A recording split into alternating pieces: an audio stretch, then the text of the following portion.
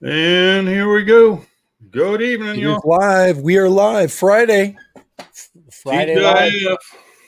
Live from San Antonio. Thank God I'm back. Tejas. How are you doing? You have a good week? It's been an interesting week. Yes. Yeah, it's been an interesting week for a lot of people. But there's been a lot of really good, pretty interesting things going on. So, been a lot of interesting activities going on. Not like super busy, but there's enough going on that we definitely don't have a problem with discussion topics for sure. So let's see, who do we have? Eat more possum in the house. Got you Freya right here. Do you know? Welcome. Freya, if you I look got right your there, Freya. it's a Freya good from beer. what? Freya from flying. Get me a Freya, a nice cold adult beverage. Get me a nice cold Freya. Guys, I'm the boot is out, and you know I'm serious when we got Das Boot. So Somebody's getting booted. and there's Heineken once again. This boot has got Heineken in it, by the way. You got your Heineken in it? Yeah, you see how beautiful that color is? That is just so beautiful. Yeah, tourist beer. All right. Yes. All right, who else do we have? Dan, Sunrise Water Media. Howdy. Doc, Hey, how you doing? Big Dan. And so, shall we bring in our special guest? sure, let's bring in Sunrise Water Media. There he is. I ain't Sunrise. That's Docmurdoc in the house. That's right. It's another Chris. We got to bring Docmurdoc in. Look at the quads behind him. Look at that. He's got pictures of his family. Oh, yeah. That's impressive, actually. We can hang out with him for a minute. There you go. You want to have some fun with that? Look at that. That's the DRL practice rig. Holy crap. That's freaking, is that a 7-inch? Yeah, that's the 7-inch, guys. Or you just have small hands? No, that's the 7-inch. I have one bigger above it. So. Do you have a bigger? Come on, come on, pull it down there. Here, let's go see it. We want the whole thing. All right. Okay, now I got to hide this for that's homemade. I saw that. Yeah, well, I got to hide this for a second because I got to explain.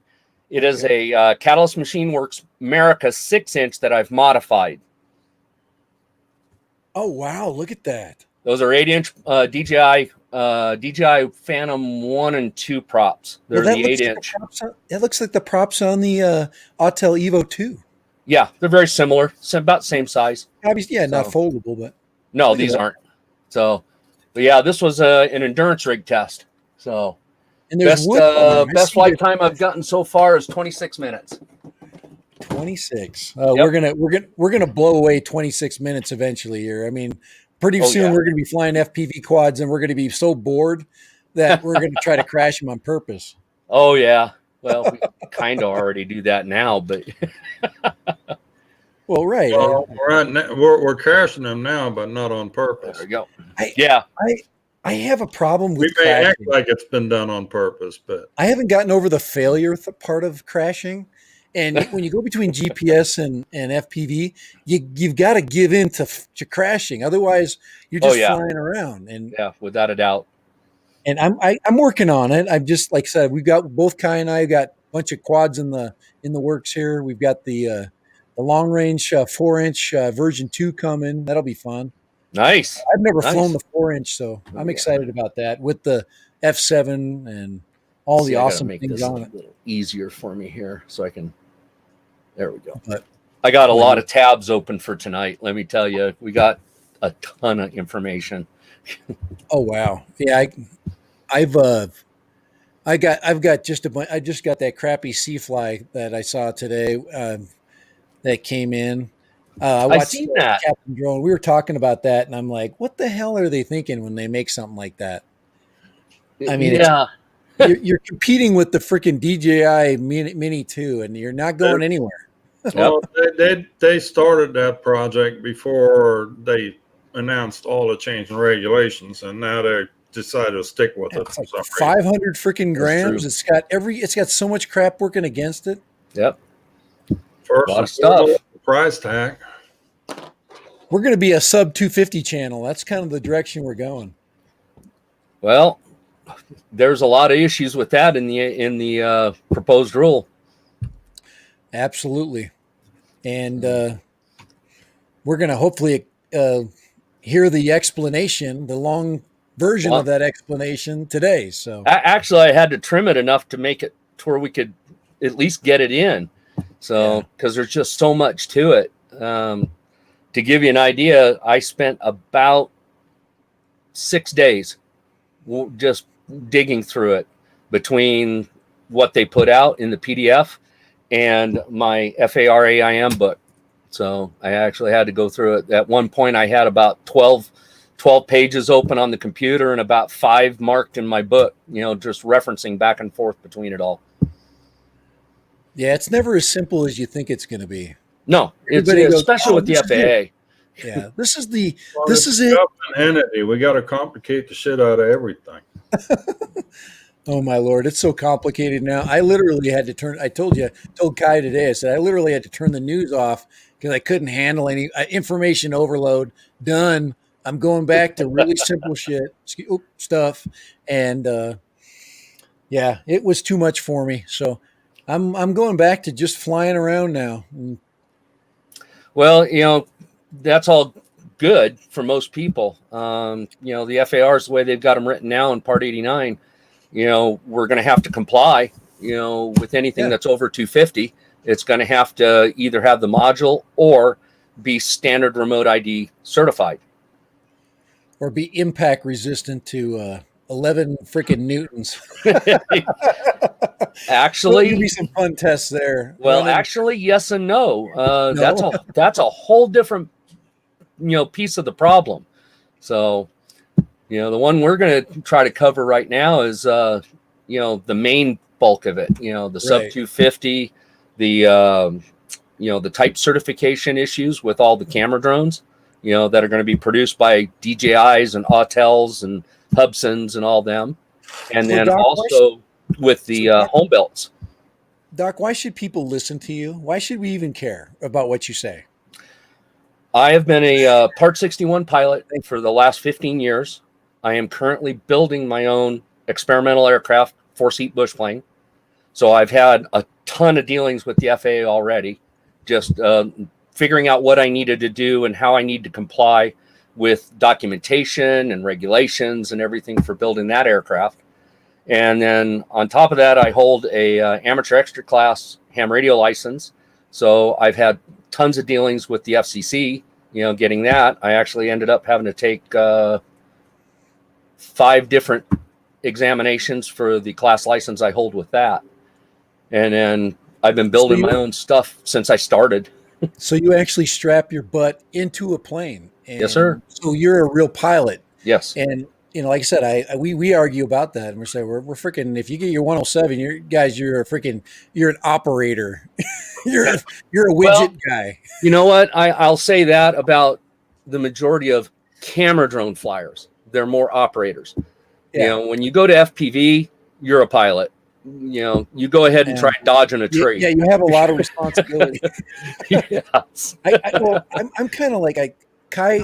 I've already talked to you about this, and I said that he's like, well, why don't you fly that Mr. Croc around much? Because it's big, it's heavy. I feel responsibility when that thing flies.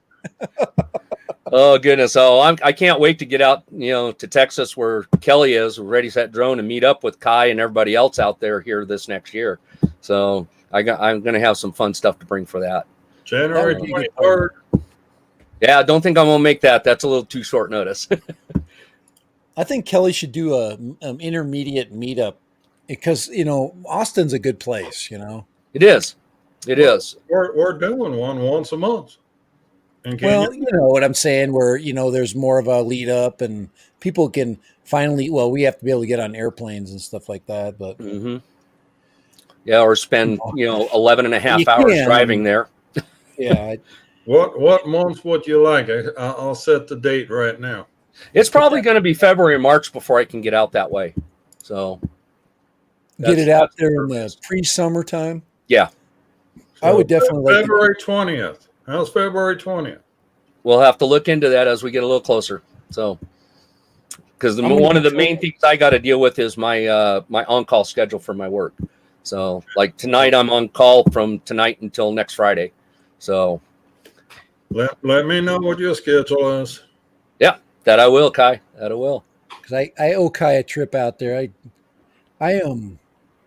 I'm going to be COVID free here in just a little bit. So No, you're just going to be COVID pickled. That's okay. Utah they're giving us we're starting our shots next week. Wednesday is my first shot. So Oh goodness, Oh, I we know I'm yeah, healthy. that's a guys. whole I don't know different why they're thing. giving it to me. I mean, I don't know what the frick. I'm around COVID filled kids all week long. I haven't gotten anything in over a year, and they Yep. still want to give me a shot. But on the other hand, I've got in-laws that I live next to that are deathly afraid of going out. Who needs the shot more? Tell me. Oh goodness. Yeah. I mean, you know what I'm saying. There's a lot of issues around that, but I'm just saying that I'm a survivor, man. Those guys need to. I don't necessarily disagree with them folks saying that you need to get shot. I already told you I was going to take my Hubson Zeno out and freaking do some target practice. Well, he's going to get shots, but it's in a small glass. Oh, it's Friday. It's been a long No, day. he done got into the pickles. He ain't getting no more shots tonight. No. I've got to behave because Kai's running the show today. And it's kind of nice. I really like that Kai gets a chance to freaking to spread his wings literally, and I can just I can sit back and just relax. Yeah. It's fun. We have a good Well, time. I appreciated Kai reaching out to me today. Yeah. That was very nice, and I thought, you know what, that'd be great because I'm at a point with all this stuff that I've finally got it kind of bundled together where I can now put it into a form that I can share with somebody and be able to explain it intelligibly. Well, let's hear it. Let's Intelligently on this channel. Wait a minute. Oh yeah, no, I purposely did that. So, but You came here for intelligence? absolutely. Yeah, you purposefully tried to be intelligent. Yeah. Oh, hey, we got to be able to. Wait. Have I you I go out of my way to not be intelligent. All right, so let me slide this over here where I can get everything all lined up so I can get started with it. Share your screen. So let's see here. Hey, Ryan Kelly. So now I'm only going to be able to hear you guys. I'm not going to be able to see you guys other than the stream that's like a minute behind. So What's up, Big Ray? all right. Let's see what we got there. All right. So here's where it starts, guys. This is the basic part of it right here. Here, go full screen with that. Let me see this stuff.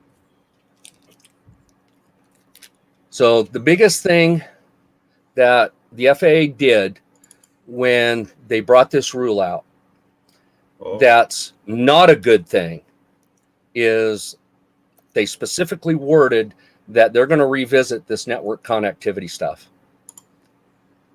And if anybody out there has it, it's in the NPR, or not the NPRM, it's in the PDF, the 470-page PDF that the FAA put out. And I've got as many of the page references as I could get and put it up here. So on page 60, it specifically states that they're going to revisit this. I mean, let me find the exact spot here. It says, though the FAA recognize, matter of fact, I'll highlight it here. Let's see if it'll highlight. Okay. Yeah, it's in that section right there. It says, though the FAA recognizes that there are potential benefits associated with establishing a network of remote ID USS, the FAA believes that for the time being, given the types of unmanned aircraft operations that are currently allowed, the broadcast remote identification solution fulfills agency law enforcement needs to maintain the safety and security of airspace of the United States. So that's a biggie, which means what they proposed a year ago is going to come back. It's not gone. It's not gone. what they've done with this rule is they listened to us. We were extremely vocal. I believe a lot more vocal than they anticipated. And they had to walk this back to appease us enough to quiet down. And that's what I believe they've done with this rule. So we don't storm the FAA? Nope. No Yeah. way to do it. Not yet. No, that's it would be really difficult for most of us to find this because they bury this stuff. Yes. Yeah. This is in the preamble. Because I never knew. I never knew this was there. I would not have known. I read the whole stinking enchilada. I mean, 51 Drone said he read it too. Yes. Yeah. Now I'm not bagging on Russ. No. He's doing his job too. Absolutely. You don't find everything. No, you won't. I mean, you literally have to take your time, and you got to dig through it piece at a time. I mean, that's the only way you can do it. So the problem is that thing is written in legal English, which is an entirely different language. Yes, sometimes it is, and sometimes they bury it like this. Well, that's pretty. To me, that's very logical. But I would have never found it. Like you're saying, you're looking for 2 lines in 400 pages. Exactly.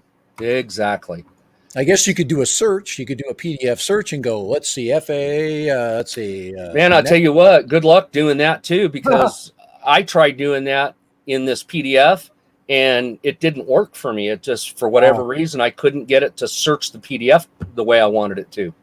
Yeah, normally that's your tool, Yes. Yeah. So, next piece. And let's see here. The next one, let me minimize this. The next one is for standard remote screenshotting these things so I can remember them. So, you're going to need to, yeah. And if you want, Chris, I can copy all this out and I can email it all to you so you can go and look through it yourself. Both the Kai and I, he gave me a copy of, but I don't. Did he break it down in there? Not like this. Okay. Not as much. I'm screen capturing what I consider to be the the words that we really. And I purposely did it like this because I didn't want this to be my opinion. Right. This is according to the FAA. This is what they are saying. Right. Okay. So that's the biggest part of this. All right. The next one is for producers of standard remote ID USS may have to comply with all type certification processes and procedures, same as a Cessna or Piper full-size aircraft, dramatically driving up the end user cost. This is on page 438 of the document. Okay. Wow. Now, I say may, and the reason for that is that in Part 21 that this references, matter of fact, am I on that right one? Yeah. In Part 21, where it references it right here under Part 21 of this chapter and meets the requirements of Subpart F, and that's Subpart F of Part 89, okay? In Part 21, there is one rule in there that specifically calls out Part 107, and that's an exemption for 107.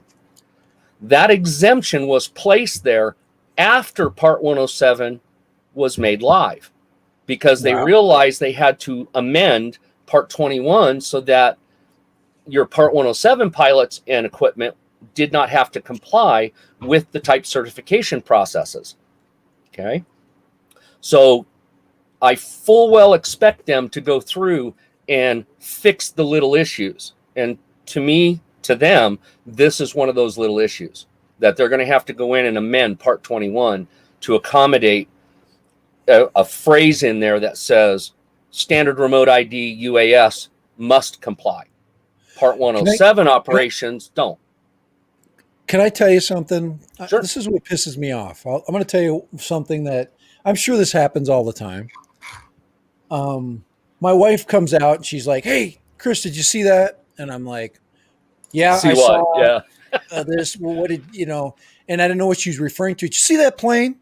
It was a Cessna. It was somebody. It was on Saturday because they do a lot of classes around here. And it was literally flying freaking on the deck, dude. Oh, yeah. And that pisses me off. because this freaking cowboy gets to do that crap and nobody will turn him in. But some guy who flies in Philadelphia gets the freaking wrath of God. Yep. And that guy that flew that Cessna, believe me, when I can see the freaking tail numbers of it, that's bullshit. Well, here's the catch to it, though, and this is what you have to qualify it with. If the aircraft was in Part G airspace or Class G airspace, okay, if it's in Class G airspace, he's legal all the way down to 50 feet. Oh, it was in, and that's it. He's going to run into a drone. Yes.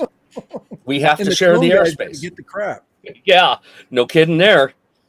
So Class G, that's interesting. I did not know that. So in Class G airspace, you are actually legal to 50 feet. And it specifically calls it out as, there you go. Yeah, it specifically calls it out as 50 feet clearance of obstacles and structures. So effectively, the ground is an obstacle. So you got to stay 50 feet away from it, right? That's what that reference is. Interesting. So thank you for sharing that. I appreciate it. I mean, this is stuff I had to learn because if you are familiar with the Flying Cowboys, okay, their type of flying is the type of flying I enjoy doing, and I was doing it with a 1956 Cessna 172. Yeah, not exactly the best airplane to go do that kind of flying with, but there you go. I watched a video just recently about the baseball pitcher who was flying in his brand new amphibious plane that was doing that too, and he ended up with the front of it inside of the Gulf of Mexico. Yes, sir, and it happens. Pretty famous, crash, but you could tell he was testing out. Let's see what this will do. Interesting. I'm just flying. Yeah, we could do that I could do that with my FPV, but I'm gonna, it's my goggles that are gonna be fogged up. Gonna fog it up the hard way. Obviously, when you fly, you take the risk. So. Oh, absolutely. Well, here's the next catch on this one. Educate us. Are you ready? If they're held to this type certification process of Part 21, they're also going to be held to this. All right, I got to get another screenshot here. All right. UAV pilots may be required to keep all appropriate logbooks of a type certificated UAS, i.e. DJI Autel, aircraft licensed under the regulations pertaining to a standard remote ID aircraft.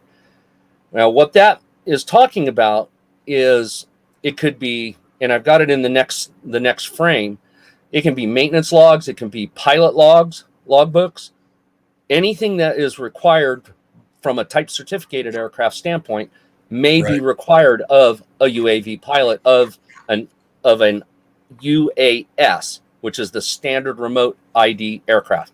Right. When did you last change out your props? Well, yeah, it's all of that. Is it on your records? You mean? But keep in mind that's not home built or non-remote ID. It's only the ones that are built with the remote ID baked into it from the factory. Okay. And you got to really understand that it's not the module guys and it's not the non-remote ID. It's only that class. Okay. And where that's called out. The Mavic Mini is going to weigh 250 grams, but the stack of paperwork that goes with it is about 25 pounds. Yeah, pretty much. But isn't the 5-inch that you're building, isn't that home built? That is correct. All of these, everything I've got on my wall will be required to have the module. Right. Okay. Only aircraft that come from the factory, complete, ready to fly, including the controller, everything. In other words, you pull it all out of the box, you slap a battery in it, you turn it all on, and you can go fly. Those are the ones that are going to have to be required to have the standard remote ID baked into it and comply with these rules. Potentially, at least this part of it. Okay. So the next one is more on that. Let's see, let me bring that up. All standard remote ID compliant aircraft may be required to comply with all type certificated aircraft maintenance requirements, including who may perform said maintenance. And the references are there on the screen. It's 14 CFR Part 91.401 and 14 CFR Part 43. That's where all of that's called out. So you owning a brand new DJI, a brand new Autel that has standard remote ID in it, if, and this is the big if still, if they hold UAS to that, then this is also going to apply. Unless they write exemptions into these rules to exempt it. So this is still a gray area. And just so you understand, I've had a call into the local FAA FSDO for 3 days now. I'm still waiting for a call back because I have 8 questions regarding all of this stuff that I wanted to get answers on and get clarification on. And I haven't got a call back yet.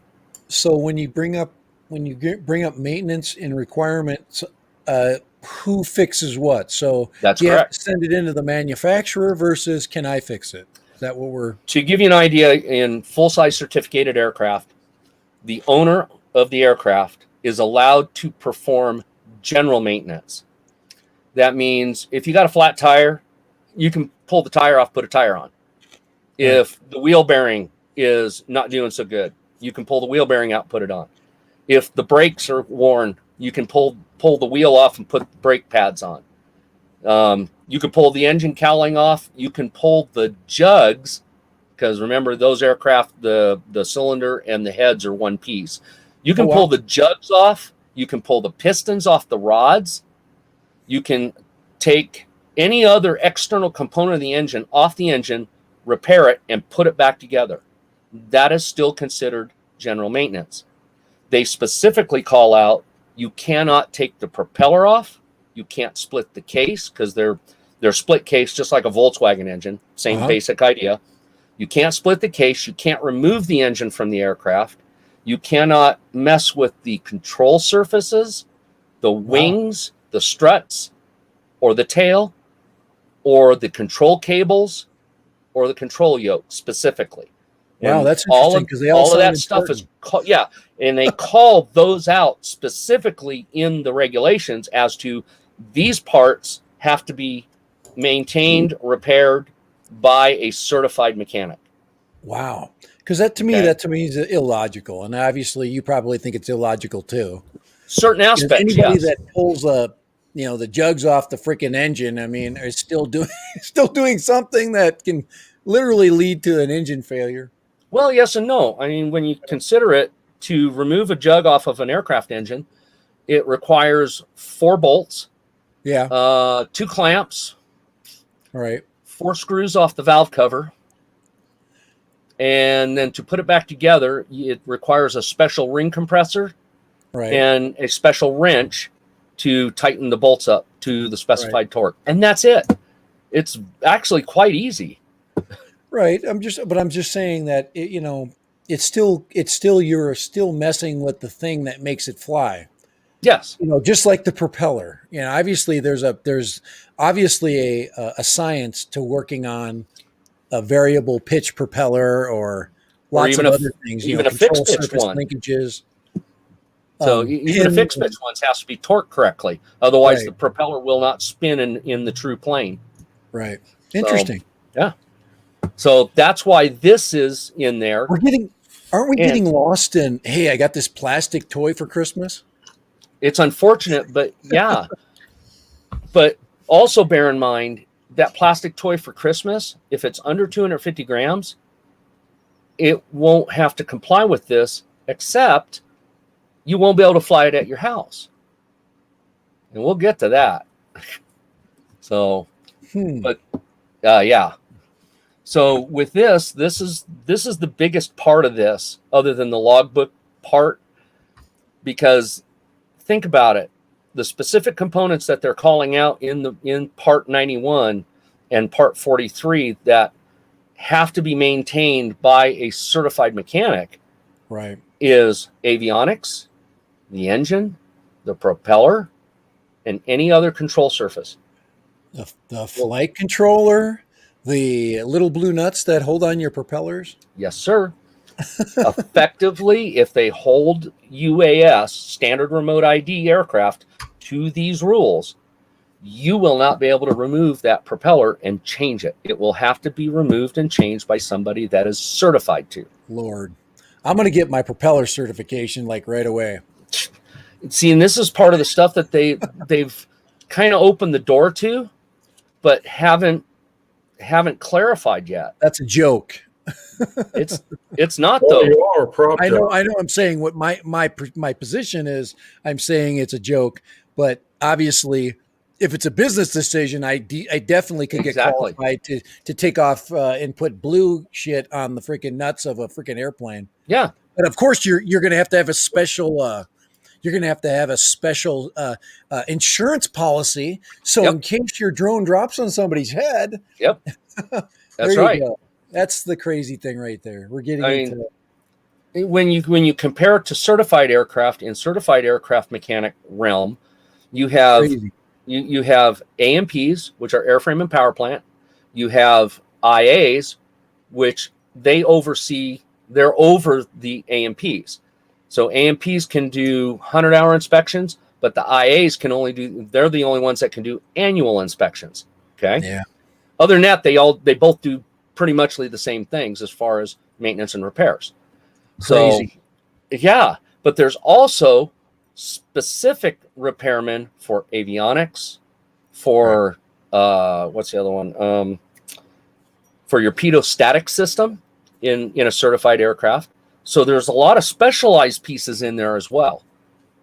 And that's where this could lead in our realm.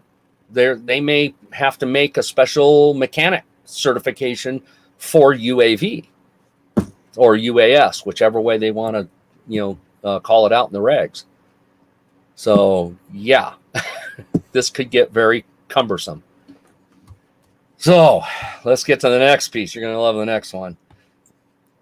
It only gets more fun from I'm here. loving all this. It only gets worse, guys. I mean, that's just kind of where it's at. The next one is sub 250. This is the one we were just talking about. Oh boy, here we go. This is the one. This is the one that really I was warning me about. Yes. Sub 250 UAVs used for Part 107, couldn't even spell part there, will have to comply with remote ID, including tiny whoops. Tiny whoops. For the Guys, love of Jesus. Here's Anything that? for commercial work, yeah. This little sucker right here weighs, and I weighed this before I went on tonight. This weighs 45 grams with the batteries. 45 grams, right? But if you use it under Part 107, under Part 107 rules, you are required to register it. And under the remote ID regulations, they have tied these regulations to registration. So if you have to register this, it now must comply with standard or with remote ID. Sorry, I can't fly my tiny whoop for this house this house shoot because I need to have my props replaced by my mechanic, and he's too busy right now. Well, that would be the extreme, but bear in mind this actually would come under, as long as this was purchased without the controller, because remember, that's the key wording for standard remote ID is it has to be a complete system ready to fly out of the box, including the command and control. If you buy this just like this and you have to supply your own controller, it does not have to comply with standard remote. But if you use it for Part 107, you must register it as Part 107, which means you now must carry a module. I've got the module is heavier than my tiny whoop, guys. Okay. I wanted to bring that up. Okay. This thing weighs 45 grams with both batteries, right? Oh boy. This right here is a BN880. Okay. Yeah. BN880. This weighs 14 grams. This weighs almost half what that doggone tiny whoop does. And that's only satellite receiver. Yeah, and that's just a receiver, not a transmitter. Right, That's but it's correct. a good example. But it's a good example. I mean, when you look at the size comparison. But hey, on the bright side, you So- will always know where your tiny whoop is at. At least you'll know where you'll lose it. Yeah. But in essence, where this subject, since we're on the subject, so Yeah. whoever's on a recreational flight, you can swap. You can just buy one broadcast module and transfer it from one quad to another. that is correct. You just can't fly two quads at the same time on the same module. Correct. Yeah, you can't. In the rules, it does specifically state that a UAV pilot can't fly two quads at the same time. Period, irregardless of remote ID. Yeah. But here's the worst part about this one: having to be Part 107 registered. Okay, what happens to the guys like Nick Burns, Albert Kim, that they do a lot of this reviewing? They do it from their home. And they're doing it as Part 107. Right. They'll just have to hope and pray that the local high school filed for FRIA. And Well, like Nick Burns does it strictly from his home. Now, Albert, he goes out, okay, and does it out in the parks and areas around him. So, yeah, I mean, this is a big issue, the way they've got this worded.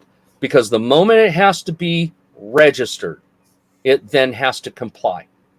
And that's where the line is drawn. So a lot of people that got these 250 or 249 gram, DJI minis, well, guess what? If you run that thing as Part 107, it then has to be registered, which means it then has to comply. But if it's non-compliant, under 249 or under 250, you can't fly it outside of a FRIA because they drew the line very specifically that only standard remote ID or module remote ID, which is tied to registration, Right. is allowed in national airspace of the United States. Period. I can definitely see that happening. That's does anybody the way know you're what saying, making it sound. Mexico are? Do what, Kai? South. Does anybody know the regulations of Mexico? Ooh. I don't know. I'm pretty close, but no. You just need to know the regulations in Texas because they're gonna freaking be a separate country anyhow real soon here. Boy, so. I sure hope so. Actually, I'm moving to Texas. Texas got the same weather I have, so I'm good. I'm 3.5 hours from El Paso, so yeah. Yeah. So, I mean, you being 3.5 hours from El Paso is not 8 hours from me. yeah. Well, that puts me 11.5 hours from you. Or halfway to Chris's house. Yeah, actually, it'd be about, I think I'm about 8-ish, maybe 9 hours from Chris up there in Utah. So, no, yeah, I think it's time to move south. So this is a big deal Sorry, for sub 250. I mean, this is huge. Gotta use the restroom. Be right back. Not a problem. So that's the biggest thing about this is that they tied this all to registration, and they made no exception for under 250 gram, except for the FRIAs. So that's the biggest thing with it. Well, and the FRIAs are a joke. Have you seen? Have you seen what size the FRIA is? Well, actually, when I looked that up, and I haven't delved into that part of it too heavily yet, but the way the rules are sounding and the way I'm reading them at the moment, when you apply for a FRIA, you designate where the boundaries are for it in your area. And then once you have that, you take your documentation of who you are applying for it, and then you put that all on the form and submit it to the FAA for approval. And as long as they say you meet all the criteria, they will approve it. And that's pretty much it. I mean, they haven't really gotten too heavy into saying, well, it can only be this big or this shape. because that's kind of unreasonable, because there's a lot of places that are, shaped a particular way. I mean, for my area, if the college here locally decided to do this, which I'm almost certain they will, because they do have a UAV program there. If they went to the city and got permission to designate the Boston Hill open area as a FRIA for the college to fly at, I mean, we're talking an area that's almost 1.5 miles square. Yeah, well, here is a local FRIA next to me, and this is the UAS map from the FAA. And you see a little blue dot here in the middle? You can actually click on it and give information to it. Yeah. The boundary is 660 feet and the ceiling 150 feet. Yes. Now, it also looks like it's underneath a Class C airport area, too. It's underneath a military airport area. Okay, yeah, I couldn't tell what airport it might be, but that's why it has the 150-foot ceiling. Yes. But the boundary of it is 660. Mm-hmm. Now, if you go, let's see, there's some more around here. Now, Kai, also bear in mind, that's actually not a FRIA yet. That is an AMA-approved flying site that's recognized by the FAA for right now. Yeah, it's not official wording, right? Correct. Hey, Doc, I've got a job for you. You're doing such a good job explaining this. You should create. You know how 101 has got their hands in the drone certification. You need to create an operations class because it's getting more complicated. It really is. It really is. If they hold us, everyone that's going to be in the standard remote ID scenario, and if they hold us to these regulations of Part 21 and 91 and 43, that's going to be needed, because you're going to have to navigate all of those regulations just to be able to be compliant. Because remember, in multiple places in the FARs with Part 107 and the new Part 89, it talks about if you were approached by the FAA or a designated, what do you call it? Lost the word.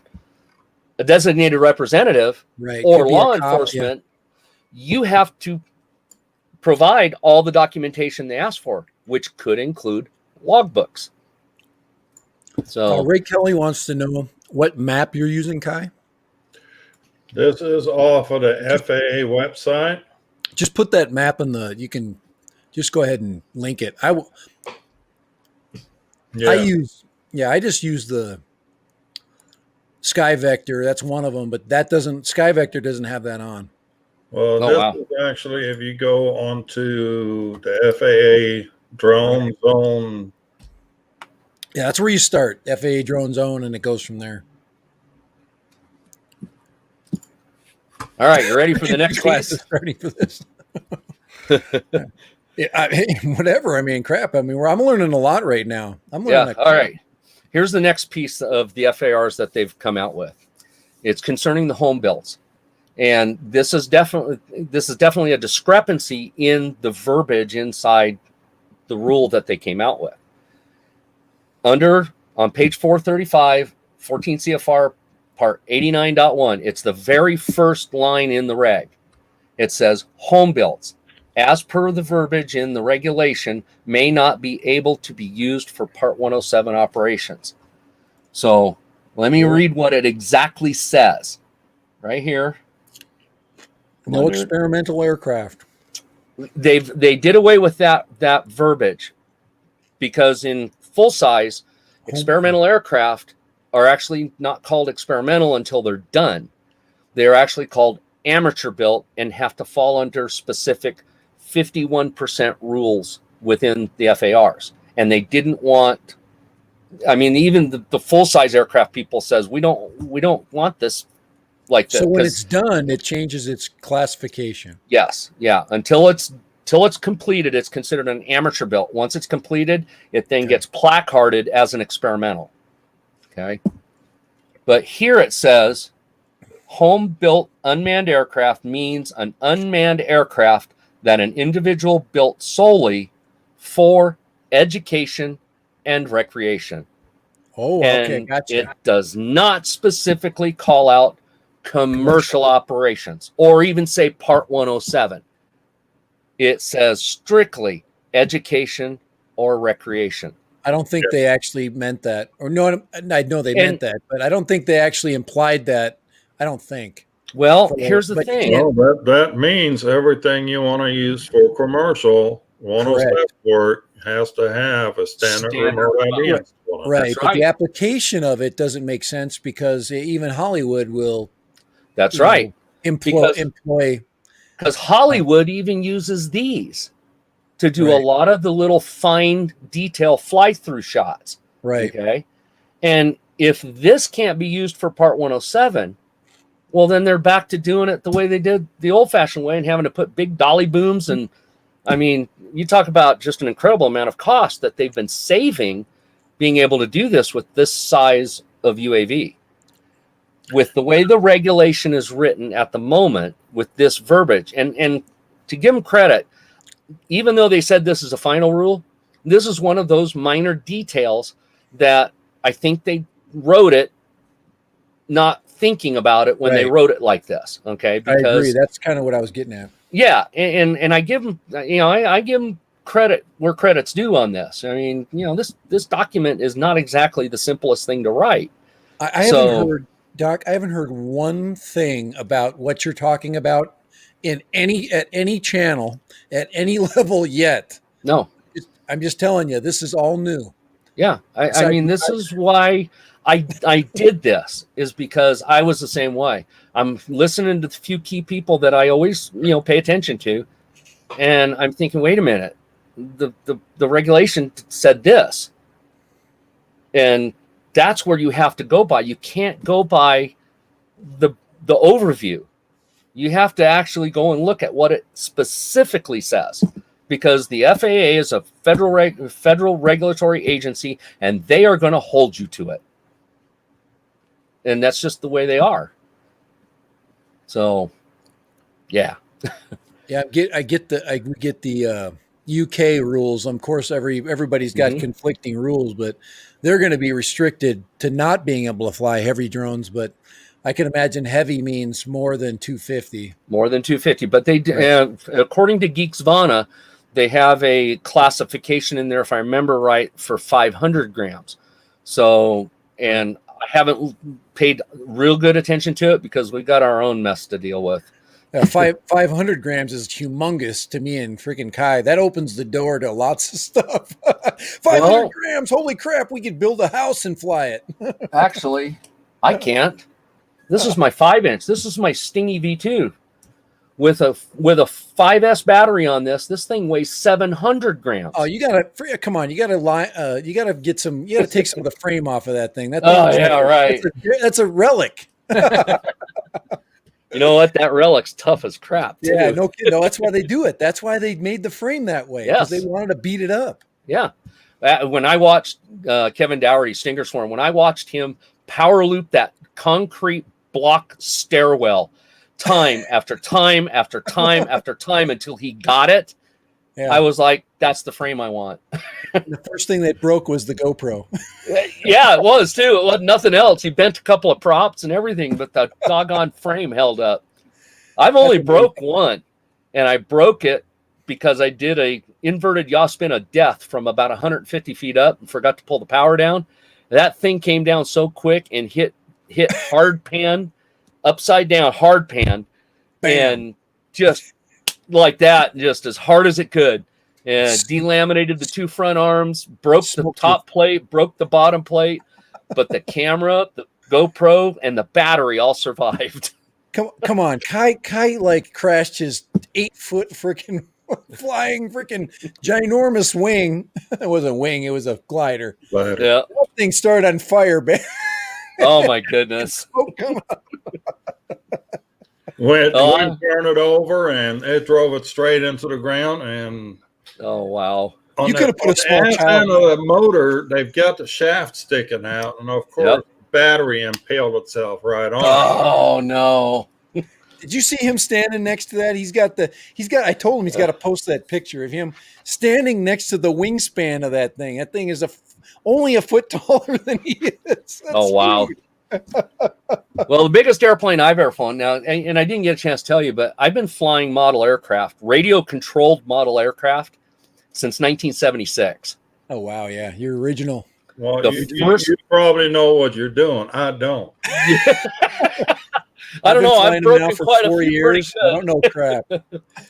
But matter of fact, the first time I actually flew something that would be considered FPV was in 1985, and it was with a black and white camera on a fixed wing airplane.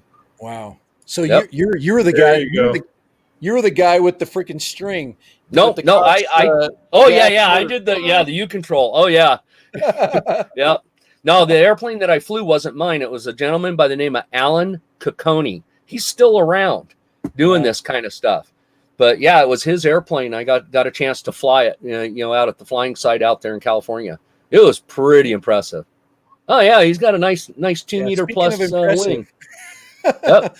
This doesn't give that wing at the glider any justice, because it's standing next to one of the tallest human beings in America, and it's a foot taller than him. Yeah. Well, I don't know. How tall are you, Kai? 7 foot. Are you really? Yeah. A lot of people don't know that. Oh wow, no, I didn't know that. Honestly, if I was standing there with Kai, my head would be at his chin. At his chin. I'm 6'4". Okay, so that's actually almost a 3 meter wing. So, that's a big wing. Yeah. 240. 240. Yeah. Okay. Yeah. The biggest RC aircraft I've ever flown had a 15-foot wing on it. Oh wow. Yeah. I've seen some big ones. I watched those channels because they're fun to watch. Oh yes. Fun to watch crash too. The Emirates airline. Inches. Yep. Oh goodness! So, well, does anybody have an SR-71? Not an SR. I'm not thinking about it. I'm thinking about the U2. U2. That's what I'm thinking. Yeah, because of the big wings. My brain is getting old. But yeah, does anybody have a U2 version? I've never seen one of those. They're out there. I'm sure they exist. That'd be humongous. That thing would have to have 100-foot wingspan. Well, they build them at a smaller scale to where the wings are usually around 6, maybe 7 foot. So they're fairly light. Yeah, it would weigh nothing and it would be all wing. Mm-hmm. Cool. Yeah, it's more like a powered glider when it's that size. Yeah, so that's fun stuff. Oh, yeah. So I there you have it on this home built stuff. Okay. So we've got verbiage they're going to have to adjust, to accommodate us. And like I said, to give them credit on this thing, up in the front half of the document, they do mention in there about this, but that they didn't address it in the actual regulation and fix it. So it's kind of weird, So I'm hoping we can get them to adjust this. There's got to be a mechanism to do this. Do we have any hope here? We'll get to that. All right. Here's the next part. Because I'm losing subscribers as fast as you're talking. Well, hopefully they're watching and they're getting informed, because that's my main goal, is just to get them informed about this. So the last part is for FPV operations. As per the verbiage in this regulation, it may be illegal. Yeah, and that's on page 439 of the PDF document, and it's in 14 CFR 89.115. Section 2, Section II, okay? And the way it reads, and it's back to the verbiage issue, okay? It says the person manipulating the flight controls of the unmanned aircraft system must be able to see the unmanned aircraft at all times throughout the operation. I guess Iran, they're all excited right now. I guess. We know that rule doesn't apply to military flights. Nope. It never applies to military or governmental agencies. Exactly. It just never does. Right. So we're protecting the airspace so they can use it. Yeah, of course, But these are the two big ones that are verbiage issues that, quite frankly, I'm still of the opinion they kind of did it on purpose, but by that same token, they worded it in such a way that you wouldn't catch it unless somebody really delves into it and goes, hold it, there's a problem here. And I think that's what's going to happen. They're going to get called on it, and they're going to have to make some minor adjustments to the actual CFR, because the way this reads at the moment is that anything that's FPV operated technically is not allowed, because the pilot has to keep visual contact with the aircraft. So, and FPV, by their definition, doesn't. I would just thank you. That I mean, think about how much information we just got that I've never ever heard before. Yeah. Oh yeah, and it's all stuff that's still right in the regs. Yeah, it is right in the regulations. So, now that we've got the regulations out of the way, you want to hear my how did I word it? Hang on, I gotta say it because I had to write it down. And I had to actually put it in a WordPad document so that I wouldn't forget it. Okay. Let me move this over here. Everybody go buy a boat. Yeah. Make payments. So this is how I worded it. If anybody's selling the FPV equipment right about now, do contact me. Yeah. So, if wants a Hubsan Zeno, please call. So this is how I worded my it. Second Amendment rights for that one. Oh, I know, huh? Let me switch this back. Let me go ahead and pull that away because I think everybody's had enough time to look at that. So what I wrote, and I sent this to a few people, but this is just my feelings right now on all this. Okay. This is my own personal opinion now. All right. What I wrote was, now for the suspicious-minded glass damn near empty thoughts, okay? So we all know that the main portion of the original NPRM that was the biggest threat to the hobby was the network-based RID and the requirement that you could only buy a completed system and no retrofit. The FAA took a lot of pushback from a lot of us, and they conceded to allow home builds and allow retrofit of existing aircraft that cannot be upgraded and to not require network connection, as well as the issue with the FRIAs. What I find interesting is that they did not back down from the type of information they required to be broadcast to no one. In other words, this information that is going to be required to be put out under standard remote ID and through the modules is being broadcast to no one. Right. At the moment. Okay. It's got to be going to someone eventually. Yep. I'm getting to that.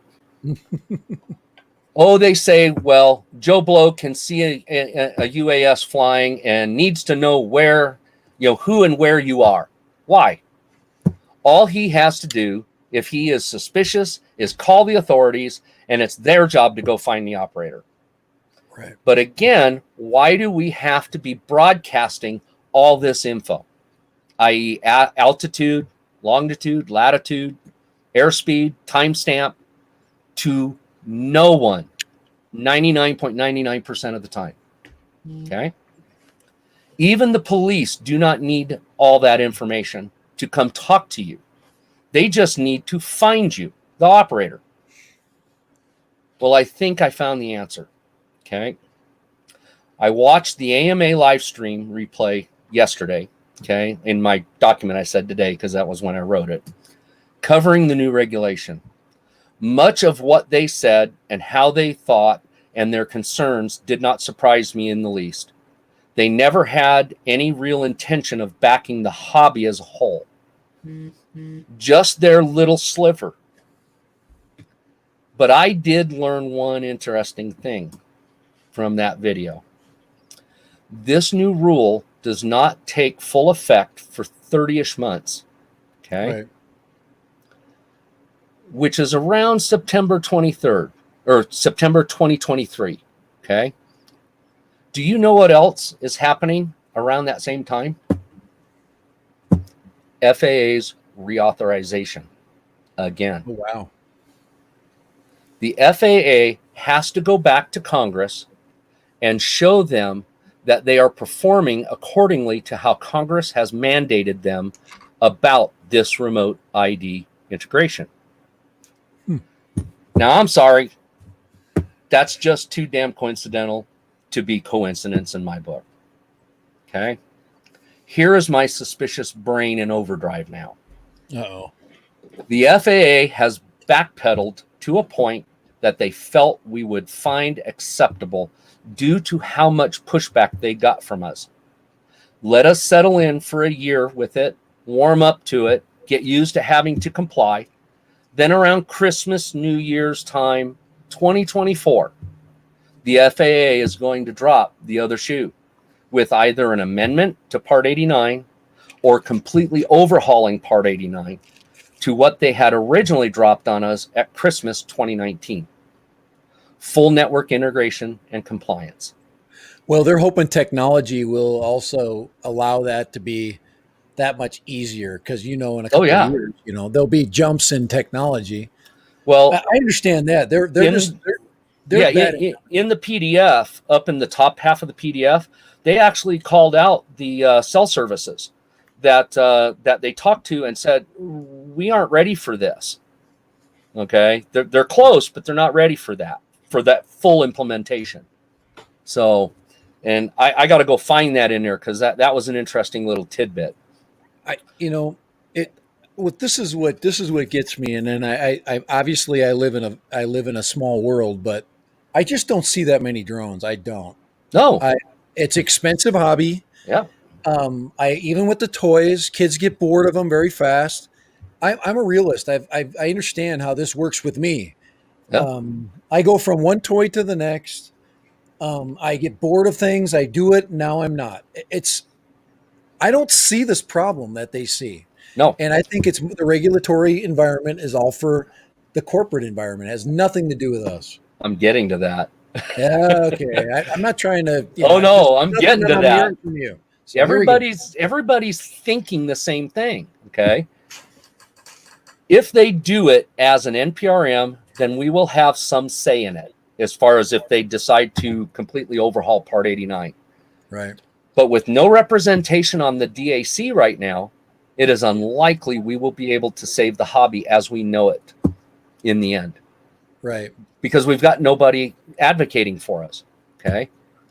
It is just my overly suspicious mind towards the government, but I believe by 2028, we will be virtually banned from the skies in favor of commercial interests such as Amazon and all the others, the hobby, model aircraft, and the innovation that comes from that, as well as toy manufacturers, will effectively be made illegal. And as such, the notion of model aviation will die. And that's my personal take on all of this. Okay? That's based upon the evidence that you're seeing. And, yes. and I don't think you've been a curmudgeon. I think you're just looking at the wording and the laws and yes, and the way things kind of work in other ways. For example, I don't want to bring up the word gun, but that's oh, I know. We're not a gun channel, so I'm just saying. There's one significant difference between gun and drone. Guns are in the Constitution, drones aren't. That is correct. Yeah. Rick from Drone Valley made a very valid point about that in his videos. Right. After I talked to you, Kai, I went back and watched both his videos that he did. Right. And he made a very good point about the majority of it. But the parts that I'm bringing up, he even didn't touch on. Right. No, I don't think he dug into it as deep yet as you have. But everybody did what we did. They went into they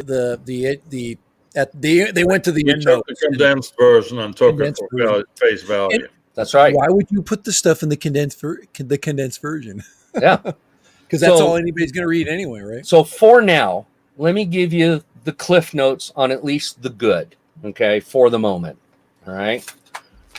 I got it. I had to write it down because I couldn't remember it all. You were an A student in high school. There's no way that you didn't get A's in every class. Actually, I didn't. But I just ripped out a whole bunch of kids today for being lazy. So well, actually, I was considered lazy, But the reason why I was considered lazy was because if the teacher taught something, wrote it up on the board, There you I go. learned it and did my work in the class. I never took, for 3 years of high school, I never took homework home. You had a nag, and that's what I am. I'm a nag. Yeah. Tell us. All right. Let's So here's the good points. That's not what she said. I'm a nag at school. I don't get that same nag. What I say here means nothing. No. All right. So here's the good points, at least for now. As compared to what we were facing in the original NPRM. No network requirement. Okay, that's a biggie. Home builds are allowed and defined. Sub 250 with no ID, no RID is required. The only catch is they're not going to let us fly it anywhere. They're going to have to fly them in the FRIAs. Okay. RID is tied to the registration, which is much better than what they had in the original NPRM. And all the other rules that were governing the flight ops, because they were really restricting how we were going to be able to operate in the original NPRM. Let's see here. Where's the other one? Yeah. And then the things that stayed the same in Part 89 versus what we had prior is the recreational flights, which is 49. Oh, goodness. I'm trying to remember the number now. 49 USC 44 something. Almost got it all. That's where it calls out the recreational operations. And Part 107 ish. And I say ish because of the issues with the home builds versus 107 and how the verbiage is written. But those are the pluses. Unfortunately, a lot of the minuses I just pointed out to everybody are pretty significant at the moment. Do you think they're testing us? Testing us? No. Okay, It's that's a before. positive way of looking at it. Is that they're testing our ability to comply with these and to see if there's any problems moving forward. No, I honestly do not believe they're testing. They don't us. give a crap. Nope. No, because and the reason why I say that way is what they did with the DAC. Yeah. They had an opportunity to put two very pro FPV home built people on that board to get their side of the story, and they chose not to. And they didn't do it. Nope. Well, didn't they just bring in what was the news I saw today? I saw that they brought in Skydio. They put him on the commission. Oh, goodness. No surprise that they yanked DJI off of it. Well, yeah. They might be back on. They might be the lead contributor now. Yeah. Okay, we're not going anywhere there. But no, I heard that Skydio was put on. Skydio is on, yes. That's a bunch of really smart kids from a really, was it MIT? Yep. But think about why they were placed on there. They're on the blue list for the government. That's the reason why they're on there. Yeah, and they can get $100 million contract. They don't need to make Skydio. That's correct. Yeah, that's like correct. the kid from Utah that builds the teal drone. He got a freaking big ass contract. I mean, smart, but he's not making something practical that anybody can use. He's making stuff, that crap. You give me $100 million, I'll find some smart guys, pay him, and build a freaking drone.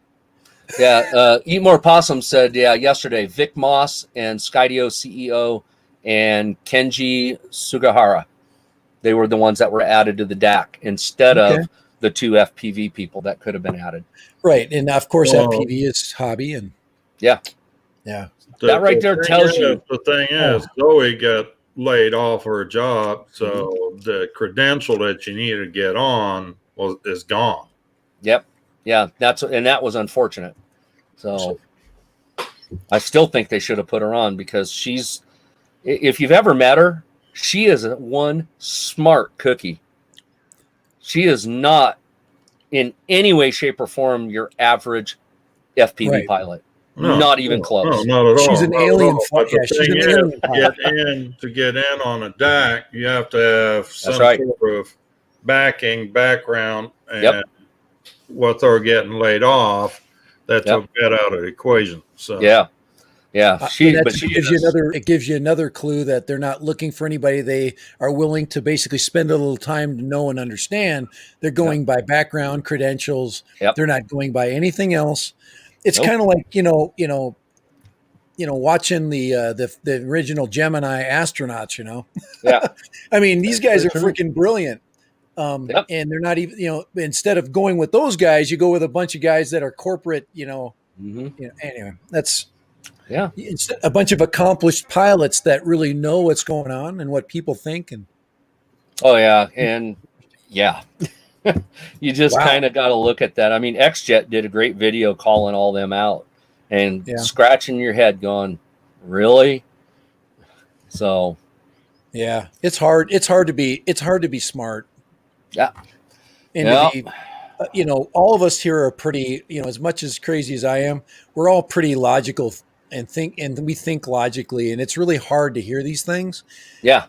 Because it's really disturbing, and we really like the hobby, and most of us are, and at least me and me and Kai are new. We're getting into something that's really making our lives better.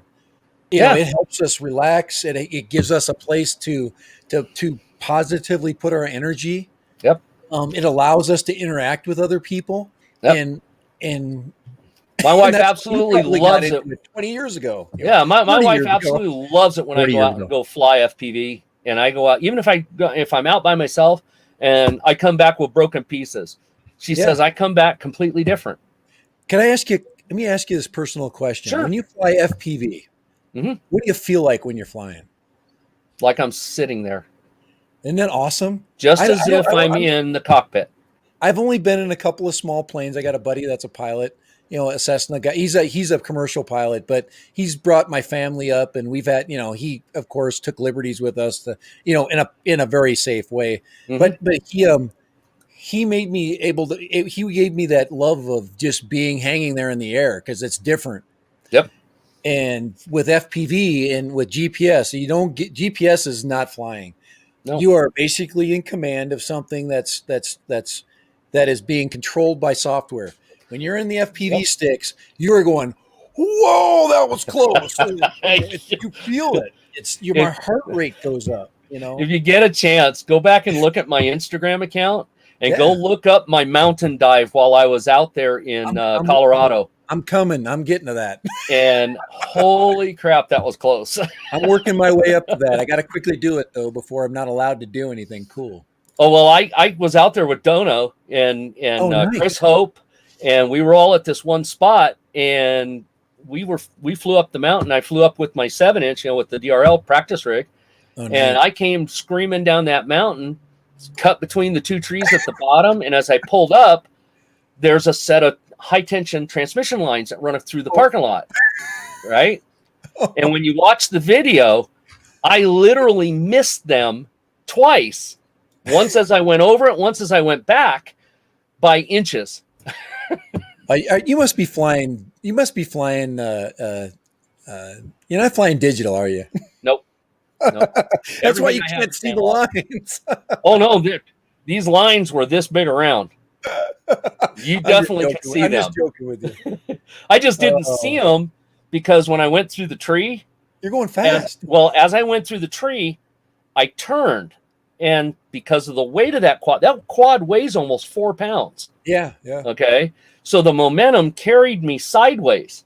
And as I went sideways, the lines came, because it was a pair of lines, came right under the quad and then right back under the quad. Believe me, if you'd have hit the lines with that thing, they went. Beep. Actually, no. If you've ever dealt with high tension power like that, no, they won't do that. Oh, they will not do that. It'll just go boing right off of it. You will bounce right off that thing. Yeah. I can imagine they're hit by eagles and every day.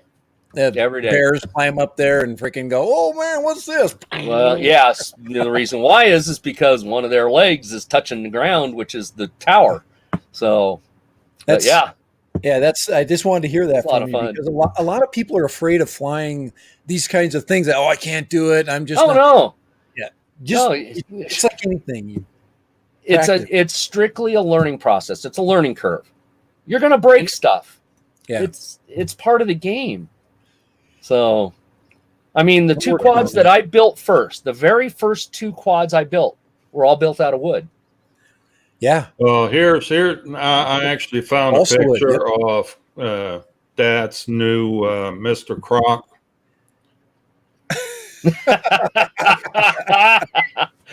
That looks like something Flight Test would build. Isn't that horrible? That's a stinky quad right there. Oh goodness! They didn't even. It's everything just like. It's so freaking perfect. You know what's funny though is that's actually a left-handed quad. Croc, a left-handed croc. Oh, of course they made it spin the right way because it was a left shoe. That's right. Oh my goodness! I wish there was more interest because there's not, and I'm trying to push away from, oh crap, I have to fly a DJI drone. It's hard not to because you get so much more attention with those, but it doesn't give me the joy that I get when I'm flying with the other drones, with the other quads. See, camera drones, they were built for a purpose, a particular type of flying. The FPV quads were the same way. They were built for the freedom of all of that. Yeah, So you kind of got to remember those. They're the two sides of our flying coin, if you will, for this type of hobby. And as you were explaining the weight of the quad, and as you're coming out of a turn, we all know if you're flying, that everything is yaw. So everything has pitch. So as you're coming in and you're pitched this way, your quad is still going that direction.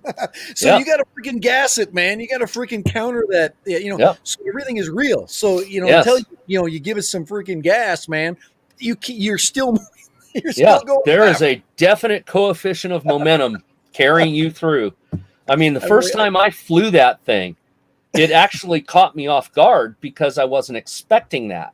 When I made when I was flying out in a park that had some trees, in different areas, and as I made my first turn in front of the trees, and the thing started sliding sideways, I'm like, holy crap. I almost put it in the tree the very first turn. So, and it took me a little while just to get a feel for that. And then once I got a feel for how it turns, man, that thing flies so cool. And it's because of that weight that makes it fly so smooth.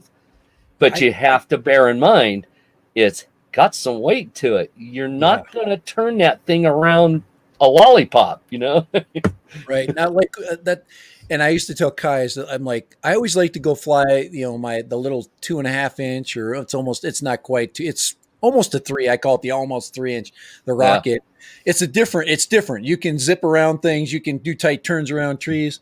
But once you go to the big one, I'm like, okay. I haven't even flipped the big one upside down yet. I haven't done a roll at all yet because I'm afraid. You get a chance, go back on my Instagram. I posted all that fun stuff. Dude, I had one day I went out to the high school football training field, right? One Saturday morning. Yep. And I purposed myself I was going to do nothing but learn how to power loop, right? Okay.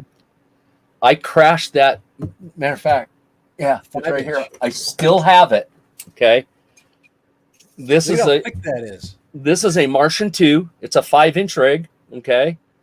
I had a GoPro session on it. All right. I crashed this thing 7 times that day.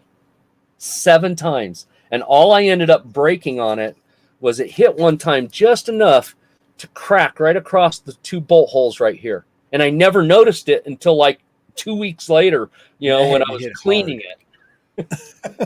That hit so hard. Oh man, I got that as a compilation video up there on my Instagram, and it was just so funny to watch. I mean, you could have put Benny Hill's theme song to it. It was so funny.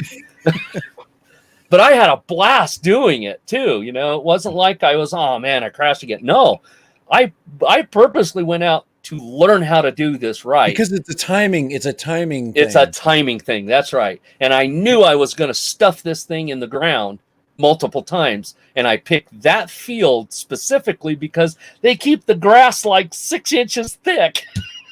Right. I'm thinking, okay, so you're basically coming up when you're power looping. So you're coming up, then you have to pitch back. And then you got a freaking you're gas pitching, it, so you you're get pitching away. back right away. Yeah. Okay. So because you're just going up. Now you've got to pitch in. So remember, you're in this attitude going into the bottom of it, right? Right. So the first thing you have to do is give it more power. Right. So as soon as you give it more power, then it's going to climb. So to keep it from just climbing, you start pitching back. Right. As you pitch back, you then climb. And then once you get to right about that attitude where the camera is looking at the horizon upside down, straight across, that's when you want to pull the power off. Because if you hold the power any longer than this, it's going to start driving you down. So you goose it really hard to that horizon point, then you cut the power. Then you coast all the way down. But mind you, this whole time you're holding back stick. You never let off the back stick. So as you coast down this way, when you get right about little past vertical, that's when you start feeding the power back in, and you still hold that back stick. You don't just pop it out, because then you'll fly through your prop wash. Right. You just smoothly fly it out the bottom. Yeah. And everybody does it because they get upside down, they go, oh crap, and they flip it right over. Flip it and over. Then That's what I do. Yeah, and then it falls through your prop wash. And you got to use your gravity. Everybody does that. Good explanation. Everybody. But yeah, once you get the idea of the timing of when to pull the power out, when to feed the power back in, and keep just a smooth arc going, that's when you'll get the power loop. And it'll come. It just takes doing a bazillion of them. See, that's what I was trying to do was the glider last weekend. Power loop. But then you get, and then you freaking get you lose your lift. It's it's not a quad. Yep. Oh, well, I tell you, over the years I have flown everything from little 049, Cox airplanes, from control line to RC, all the way up to all the way up to Formula One nitro pylon racers. And I remember starting my 049 airplane in my apartment. Okay, and my mom, I got one for Christmas, and I'm like getting started. I'm freaking starting it in the house. Oh wow, that's amazing. Oh, that's so funny. That's I'll bet she ran you don't do like my brother and stick your hand in the prop. I probably did. I've done that. Stop it. But I did. If it wasn't been for his wedding band, he would have lost a finger. Oh, I wouldn't doubt it. To give you an idea, I didn't do it with an 049. I did it with a 0.4 cubic inch nitro engine running at full smoke with a 10-inch prop on it. Wow. And I had the transmitter sitting behind the engine and prop at full throttle, and I had my hand behind the prop tweaking the needle valve. And out of the corner of my eye, as I'm listening to the motor and I'm tweaking the engine, I see the antenna of the transmitter coming right towards the prop. And I just instinctively oh crap, and went to grab the antenna. And I sent all three of these fingers through that 10-inch prop. Well, they're all there. Yeah. Oh, I'd sliced the sides of them up oh man, I was bleeding like a stuck hog. So yeah. Yeah. It happens. Yeah. We just don't want to. Let's have a change the subject here. Oh goodness. Well, I tell you, hobby, isn't it? We all got the crashes down pat. It's the absolutely. I just get reinvigorated every time Friday comes by. I got the weekend ahead of me. I've got both of us got that little 4-inch coming. Nice. But I didn't get the Lion battery for that. I got me and Kai have been experimenting with lipos and different batteries. I actually got two 1000 high voltage batteries, but we're going for weight right now. So 1000 mAh high voltage. What are they like? They're real light. They're not very heavy, like 80 grams. Yeah. Wow. And he's getting. Did you get a Lion? I got a Lion for the Croc. I did buy a 2P 1S 2P or 6S 2P Lion battery for the Mr. Croc, so I can do my mountain dive. A 6S. No, I'm waiting. 2P? I'm waiting on. I think it's 6S. No, it's a 1S 2P. Sorry, 1S. Well, no, excuse me, 6S 1P. Sorry. Yeah, I was going to say, because remember what the P stands for? It's 2 packs. Yeah. 2 packs. Yeah. Yeah. So Two parallel. Parallel. Yeah. Well, It's a actually, for it's a series 6S and 1P. P is for parallel. let's see how. Yeah, it would be parallel. Yep. Yeah. I got to think about that when you put them together. That'll give me a little bit more time. I need about 8 or 9 minutes is all I need to get to the top, so I can do my power dive. Yep. And I'm excited. Well, you want to do it the right way. All you need is that. I'm freaking going straight down, baby, and I'm going to find the crevices. I'm getting in there. Worst case scenario is I got to go get it.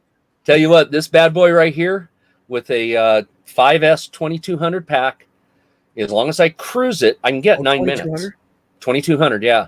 So I can cruise it, and I'll get 9 minutes. Okay. If I push it hard, or what I consider hard for this thing, and that's not racing hard, but I can get 6 to 7 minutes with no problem. Okay, that's good. That's good. Yeah, and that's flipping this beast around all over the place. What motors you got on there? Surprisingly, they're 2207, 1700 kV motors, and they're they're the Emax Eco motors. So I didn't go with superpower because I didn't need it. That's not what I was going to do with it. For me, I just wanted Dave C some lessons. Is when I come out, we're going to have some fun with Steve. So he's going to get a chance to fly some stuff. So nice. But yeah, I tell you, man, there's nothing like this thing. The arms are 6 millimeters thick. The top and bottom plates are 3 millimeters thick. The thing's a tank. That's heavy duty, yeah. It is an absolute tank. Yeah, well, so I'll show you the complete opposite to what you've got. Yeah, that's Kai's got going on right there. There you go. That's the 5-inch. That's a 5-inch. Yeah, that's beautiful. Lightweight. Yep. That looks good. I like that. He just got that done building that. That's a good looking quad. He's got it. It's a setup in a dead cat, which gives you a nice view for the camera. No props in view. Actually, this one does still have a bit of the prop tips and view. Does it? Oh wow! Yeah. But you're gonna put your Osmo on there though. Your Osmo Action, so you're good. Yep. Actually, I don't think I'm gonna put my Osmo on this thing. A little bit of prop tip ain't gonna hurt anybody. That's what she said. Does that have like the run cam split or the Tarsier or what? What does it have in it? No, it has a Nebula Pro. Okay. DJI. All right. So that's all DJI. So the nice part about that is when you put it in your computer afterwards, all you have to do is literally just crop in just a tiny bit, and there you go. away, and it's done. So crop in a hair there and take out the tips. Yeah, that's it. So, I always record in a wide view. I'm not a 4x3 guy. I like the 6x9. Or I do too. I definitely do prefer 9x16. 9x16. Yeah. It's just nice. I like to see what I'm filming instead of what obviously if you're looking up and down, you're looking for clearances, you're looking for more freestyle flying. Oh yeah. I'm just a learner. Yeah, wait till you take a 2,500 pound airplane at 130 miles an hour through about 100-foot wide gap in a hillside and make a hard right turn on the other side. It's fun. Chuck Yeager is on our channel today. It's fun. I wonder if he's ever done that. Probably, yeah, but he probably did it with a military jet. Yeah. Yeah. Come on. No, yeah, you know what? 86. We'll make this turn. Yeah. Yeah, you know what, Chris? Being you're over there in Utah, you ought to go look up the Mike Patey and who's the other one over there? Oh, God. There's Mike and Mark Patey over there in Spanish Fork, Utah. Spanish Fork, so they're up north there. Yeah, and then Corey Robin is up in Salt Lake. I'm definitely thinking that we definitely need to get this is the place to fly, not up there. That's freaking sucks up there. Here we got Class G everywhere. Yep. And well, they take off out of there. They go play in the backcountry. Yeah, well, and even then, obviously if you're flying in the right spots, but there's plenty of backcountry, especially up and by Park City, up north there, up the Wasatch Range there, and there's no planes flying low there for sure. And more so to the west, on the west side. The west, you got the military stuff over there. You got the only in areas. Yeah, well, even then, you can still fly there, right, Kai? Certain areas. Yeah. Certain areas, yeah. Yep, absolutely.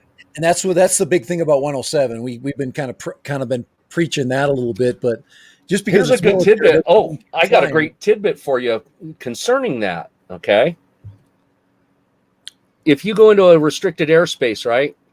It's restricted, right? Right.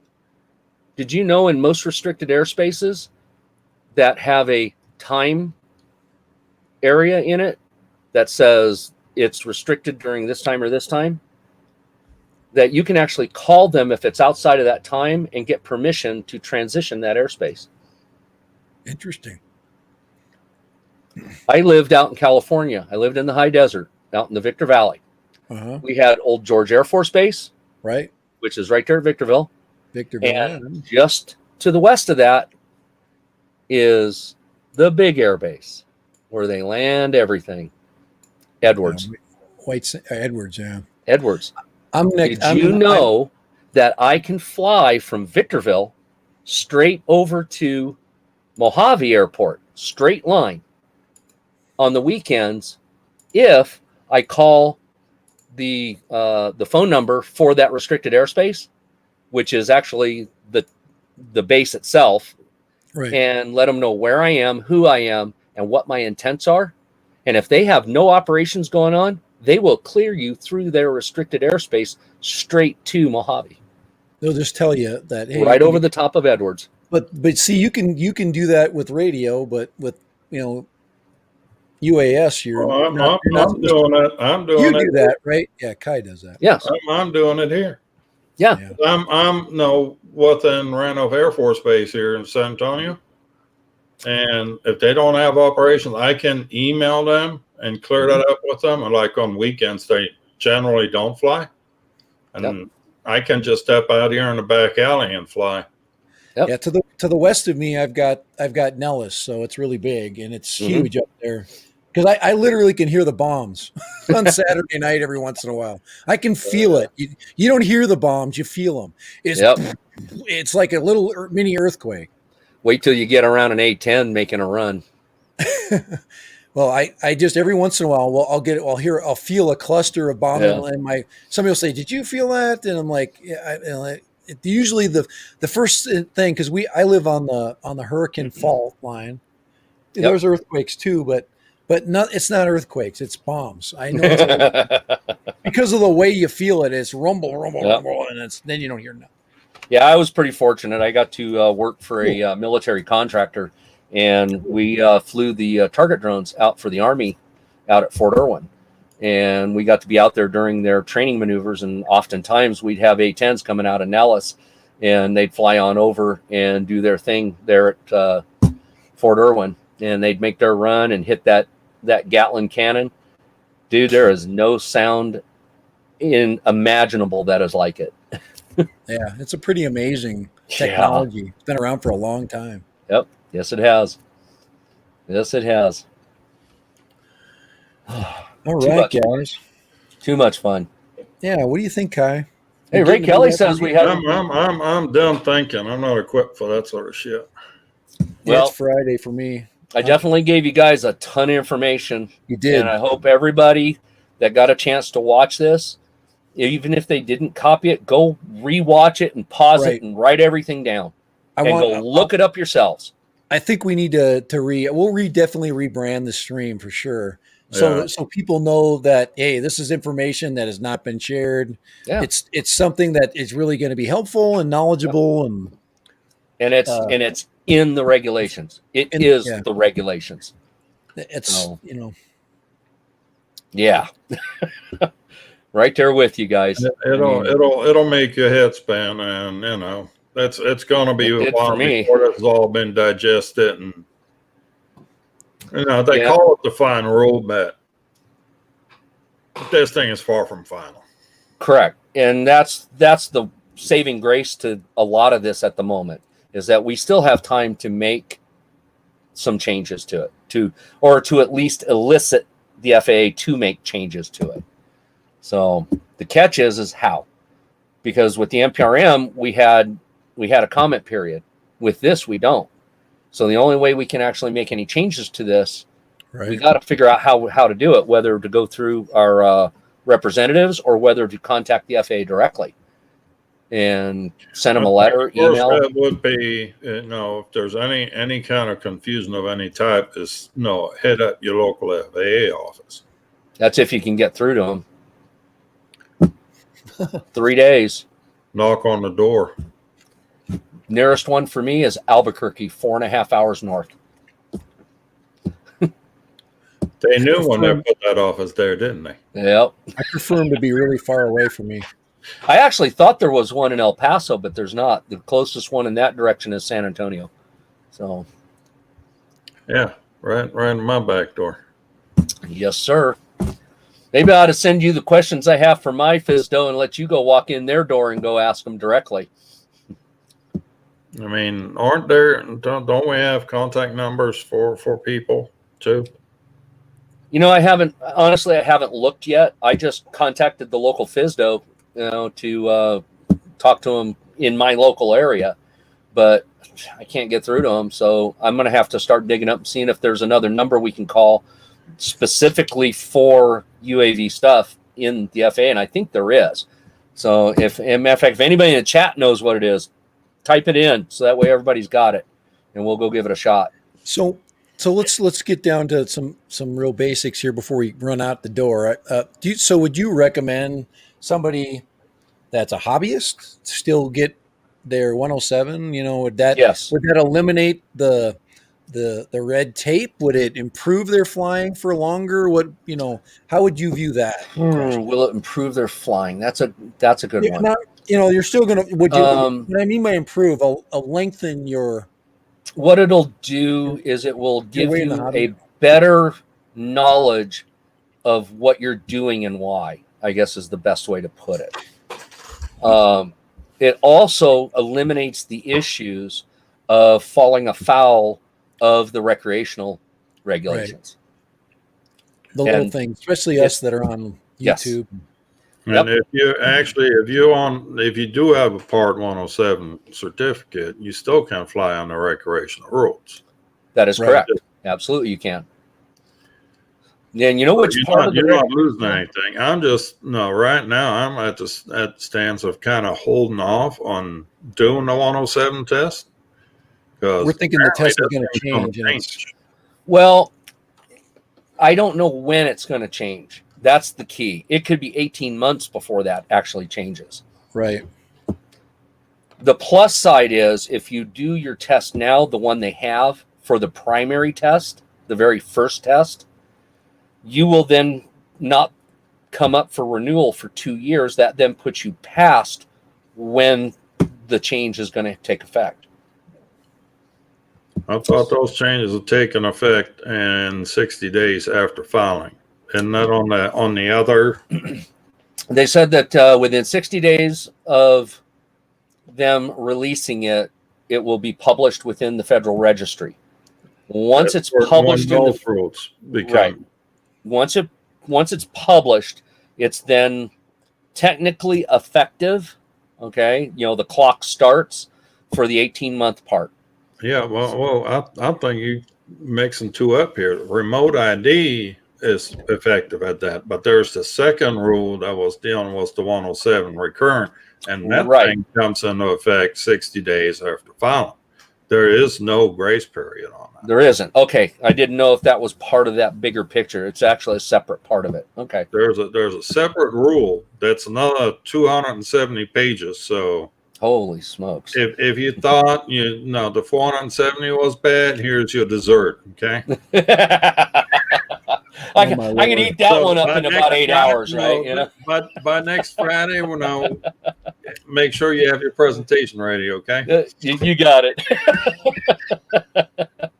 I think to put it mildly, I like, it's the knowledge that you gain and then the peace of mind that you get when you're Yep. flying. It really kind of settles you down, A little and bit. that's, and then of course you're saying, well, I'm going to be restricted. I can't hardly, actually, it's going to open up your doors or open up more doors. And I think Yes, that's very much so. what we're trying to do is open up more doors so you don't feel like stressed out. You can just fly and And falling afoul of FAA. I mean, you know which two rules of the recreational pilot, requirements that the majority of people fall afoul of is flying by themselves, which it specifically states you got to have a visual observer. And the second one is monetization. Think about it. Most people think, I don't have a business. I'm not monetizing my video. But on their Instagram, where they post their videos as well, they also make known, hey, I got stickers. If you want some stickers, hit me up and I'll sell you some. And there it is. Yeah. It's something as simple as that. And that's where you run afoul. And that's where the majority of people run afoul of the recreational rule is those two issues. That's why you go on Teespring. So Teespring sells the sticker. Nope. Actually, because it's your account. Yeah, because it's your account. You are still. How do they put it? Got to remember the verbiage. In the furtherance of a business. Oh, quit that! Stop that furtherance of a business. You sound like Ken Herron now. Did you know that's actually a lot of people don't think that's in the regulation. It is in the regulations. It's in Part 91. It's in there. It is in there. So that's why people keep saying it. Yes. Yeah. So and it's yourself out. Yep. All right. Oh guys. my goodness. I haven't got my phone call yet, but I know it's coming. Dinner time. Oh yeah, me too. Mama's got what a great held off. We're knocking on Kelly's time frame here too. Yeah. Oh, we are. That's right. He came on. These streams have been really good. I think our last 3 streams have been so informative. It's been really easy to do them because we've had really good subjects to talk to, and we've had good people to basically help us weed through it. Because I think it's like anything. You think you think you know something, and then 5 people help you out and go, no, you don't know anything. Actually, this was right, but this is more right, and correct. Now you get a complete story. And that's kind of what's happened in the last couple of days for me. I've got a complete picture of what's coming, what I need to know, what I'm doing. Is the direction I'm going right? And all the boxes get checked, Yep.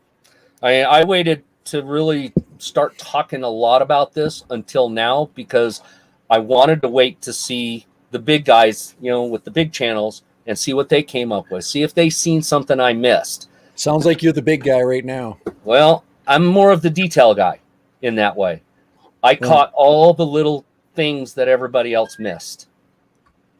So, yeah. Anything else, Kai?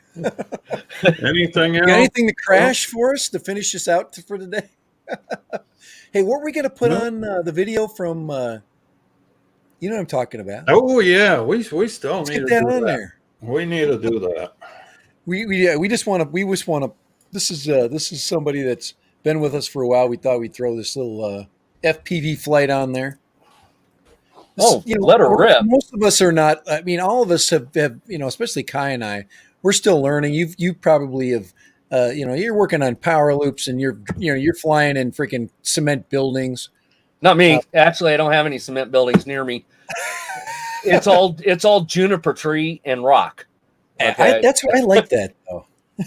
Yeah, until you realize a juniper tree is about 99% water, and you put a 2.4 gigahertz signal behind it. It's gone. It's gone. Yeah. Well, you realize the 2.4 gigahertz where that frequency falls, don't you?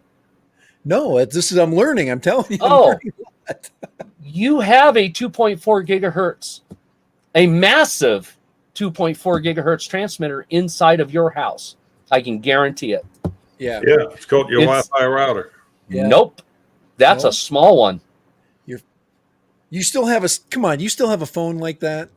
No. Well, actually, I do. It's in my container, but it don't work anymore. But you know. yeah, I know exactly where you're going with that one. I know. I had one of those bricks. The brick phone. Yes, I still have it. It's somewhere in one of my boxes. But that big giant 2.4, and it's actually 2.45 gigahertz transmitter is in your kitchen, sitting on your microwave. What? Your microwave. Your microwave oven. Yeah. It puts out 1,000 watts of output at 2.45 gigahertz. Oh my Lord, our brains are done. That's what happened to me. Too much looking. I'm always looking at the burrito, and it's these guys when they first start having microwaves. Yes. And that safety switch and the door. Oh yeah. Commercial kitchens, a lot of guys didn't want to deal with the damn door, so they cut out the glass out of the door. And they just had that thing on full power, continuously on, and they would just reach in there to set shit in and pull it back out. That's crazy. Yeah. But yeah, those things are a 2.45 gigahertz transmitter, if you will, because the element that puts out that frequency is the same type of element that ours is, just on a little teeny weeny scale. So, yeah. All right. Well, so let's take a look see at this video here. Hit that video. Yeah, get that video on. We want to see that. It's good. There we go. It's a tiny whoop now. Now, what's the story behind this guy? Well, this is our friend, Sunrise Water Media, Chris. Ooh. Yep. Chris is going to get roasted. Yep, here comes Chris. He's like, okay, I don't see this as a roast. He's got this little modular 6, and he modified that thing a little bit to get a bit more performance out of it. And here is his maiden voyage with it. I'm very impressed. Way more impressed, because I've flown these small. Mind you, his size, the size one he's flying there is the same size as this one. This is the Beta FPV 75 Pro. How much time are you getting for your flight for that? What do you on this one? I'm lucky to get 2.5 minutes. Okay, good. That's perfect. That's exactly what I wanted to hear. Yep. You're going to see a flight now. If you look at the timer, it'll give it up already. Yeah. Yeah, I watched it earlier today. So. Okay, yeah, he's getting almost 4 minutes. Well, it says it's 350, but that's pretty impressive. I mean, that is exceptional. Guys, to me, the sub 250 classification is just making everybody smarter, better, more creative. Yep. And I can't see why that the federal government doesn't want people to just keep pushing this, because we are getting just that much better. I mean, basically because it's not about the research. Yeah. It's it's amazing what they're doing. I mean, and this is actually supposed to be an HD signal, because it's actually what's is it recording 1080 or 720? It's recording in 1080. Yeah. Is it 1080? Okay, I was going to ask Chris. He's in the chat. Yeah, it's a RunCam split he's got on there. Well, it's going through it's going through StreamYard, so we're dumbing it down to 7. Oh yeah, it's butchering it something fierce. Yeah, but it is 10. Yeah, I remember it was high HD. Okay. It's not Cadix Pro HD, but it's damn good, I think. Tiny little thing.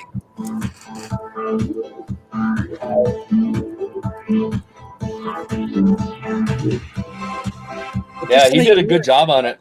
Yeah, this is how you learn. This is about where the learning takes place. You learn stick discipline. Yep. You start to learn space. Now he's in angle mode. That he's not in FPV mode. Right. He's not acro right now, but that's that's how you figure. I actually learned more in acro mode, and I've been told this by many people. Mm-hmm. But you can flip back and forth. There's Yes. times where angle mode is useful. The really nice part about being able to flip back to it when you're learning is when you get yourself in an unusual attitude that you're not ready for. Right. And all you got to do is flip the switch. Bang. Yep. And you're back level. And Same then you thing can with GPS recovery. It does the same. correct. That's the plus side to it. Yeah, it's a form of GPS recovery in a way. Yep. For the small. I'm still afraid to flip my GPS recovery switch. Yeah, Chris in the chat says air mode all the way. It's okay, man. That's how I learned right there. He got all kinds of air mode on that without a doubt. Yeah. But 4 minutes is a lot of time, almost 4 minutes with a 1S battery. Yeah, that's an amazing amount of flight time. I think he said it upgraded motors, flight controllers using less power. Yeah. There's a whole lot of things that are happening to make it that much better. So to me, this is cool. This is what we want to have happen. We want absolutely. We want the power levels to be reduced. The weight goes down, camera quality going up. I mean, all these things are happening, and it's cool. I wonder if I got that video I'm thinking of in my desktop here. Let me do a little hunting here. I learned a lot of stuff. One thing I'm going to do, Doc, is I'm going to get at least a 2,000 mAh battery for Mr. Croc. I haven't done that yet. I'm flying with 13s right now. All right. Well, what's your KV on the motors? You asked me that, Loads. You asked me that, Kai. They have to be like 1300. 1300s. I'd have to look. I can't. I don't have it handy right now. It's 6S though. They're 6S, so they're probably. Yeah, they might be as high as 17 because it's a 5-inch, right? It's a 6-inch. 6-inch, so it might be around that 15 to 1700 then. Yeah, and that's making sense. Okay. Actually, I'm thinking it was 1300. Yeah,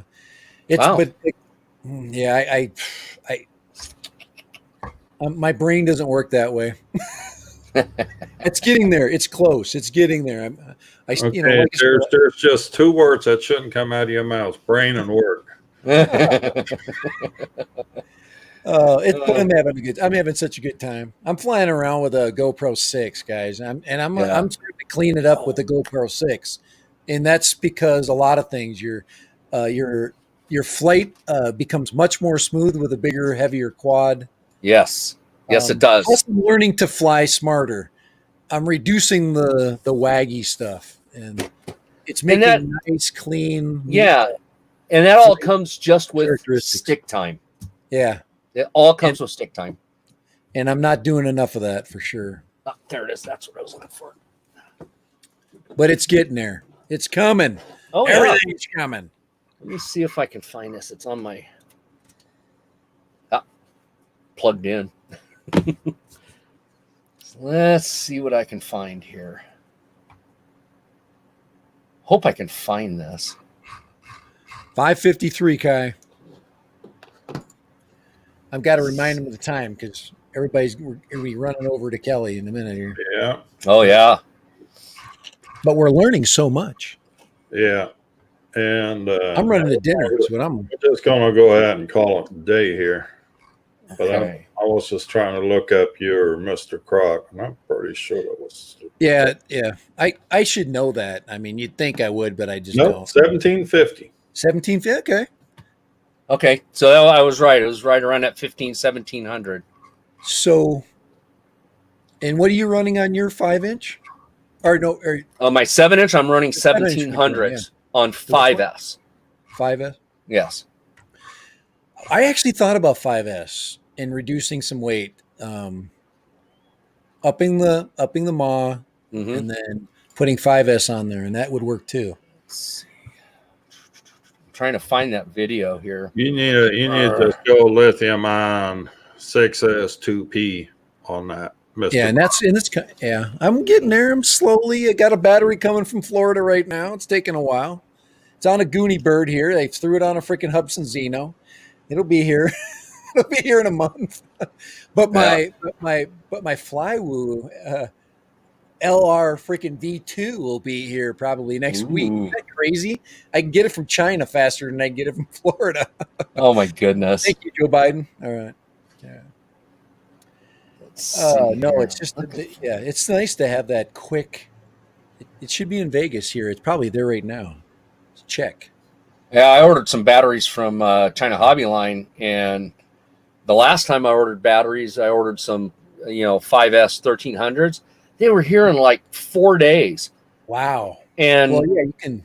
I had to order some batteries for this for the Gep RC here, for this little guy. They're 4S, but it says 450 for indoor and 650 for outdoor. So I went on China Hobby Line, and they had some 550s that were 4S, and it's like, well, that's perfect. That's right in between. So that way I don't have to think about it. So I ordered them, and they were out of the U.S. warehouse, and it's been like 2.5 weeks already. So it's stuck. That's the same frame that my Rocket's on. So which version is yours? This one has the Tarsier in it. So it's the same frame. I'm telling you right now. I just took all the stuff off of it and I put bigger props on it. There we go. I got the camera thing on it. Let's see if mine's got a full size air unit on it, so it's heavier than yours. Yeah. So if I put a Cadix Vista in mine, it'll be lighter. Yeah, and then threw that SMO camera on it. Holy crap! That's a fun little drone to fly. That thing freaking hauls ass. You can cut some freaking. That's a 5,000 or 4,000 kV on there. Oh yeah, yeah, big. Like I run a 850 on mine, and I've got to put a 900 on it. It's heavy, but I got bigger props. I put we got 2.5 on there. I put the Emax props on there. 3-blade. Oh wow, that'll work. All right, fellers. It is. Yeah, I can't find my video. 2 hours here. It is time to. But we're gonna have to cut it. But my food just got here. I heard the garage door opener. Nice. Well, guys, I just want to thank Kai. Thank you very much for inviting me on. Yeah. I appreciate it a lot. And thanks for coming on short notice. Yeah, I just hope everybody who watched go back and rewatch it, freeze frame it, copy all the information down, and go look it up yourself. I mean, that's my goal.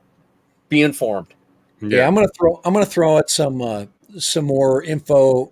Try to get more people to find this link because I learned a ton personally. So and knowledge is a lot there. So alrighty, Chris, Guy. Yep. You guys have fun. You all. A good time. See you all next Friday. Be back on Dat Random's channel. Yeah, it's back with me again. Ooh. Once again, we'll be brought to you by Old Smoky. So no Diet Coke? We have another special guest on next Friday. Hey, I'm good there.